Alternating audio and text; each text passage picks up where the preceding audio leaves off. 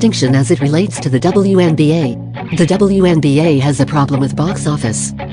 They want to focus everyone's attention to box scores because they don't like the person who's bringing the box office, bringing the crowd, selling tickets, and driving television ratings. Caitlin Clark is box office. The WNBA has suffered from a lack of box office. Caitlin Clark is clearly the most valuable player in the history of the WNBA. She's clearly the best rookie the WNBA has ever seen. She's clearly the Rookie of the Year in the WNBA halfway through. But now they want to point to you the box score, and Angel Reese is making history. She's got 10 straight double-doubles. This is a new record. ESPN is putting out tweets and posts, and look at this. Angel Reese has made history. Look at her box score. Unbelievable. No one knows who had the record for 9 straight double-doubles. No one cares. Who has the record even in the NBA? Do we have any clue who's had the most consecutive double-doubles? It's a distinction. It's not a record. Angel Reese is someone that you check her box score. You don't go to her games. You don't watch her games. Did you see her shot chart in the fourth quarter when she was just rebounding all of her missed shots? Steve Kim, this Rookie of the Year race will be more contentious than the election in November. I know what they're doing here with all this double-double talk.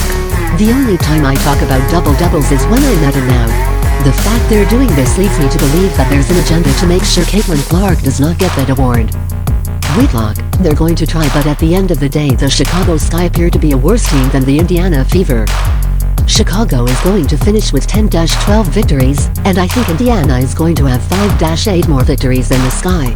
That's going to be hard to overcome.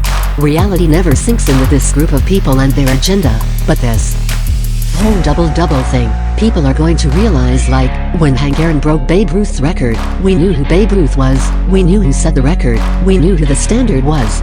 When Mark McGwire and Sammy Sosa chased down Roger Maris, we knew what the standard was. We knew who Roger Maris was. When LeBron James chased down Kareem Abdul-Jabbar, we knew who held the previous record. This thing is just made up. No one knows who has a previous record. This has never been a standard in the NBA. Guys average a double-double. When Russell Westbrook averaged a triple-double for the season, we knew Oscar Robertson was the last guy to do it. We're just making this whole box score thing up, and I just don't know if that's sustainable.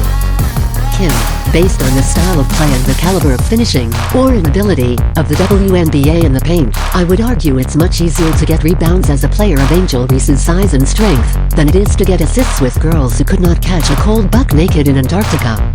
I've seen so many things on Twitter where Caitlin Clark will take 2 dribbles and just shoot a pass down the court to set up layups, and unless that ball is handed to these young ladies' hands, they're just dropping them all over. They're not doing it on purpose. I just think they're that uncoordinated and that unathletic. I think Caitlin Clark's numbers to a certain degree are actually underrated based on her style of play.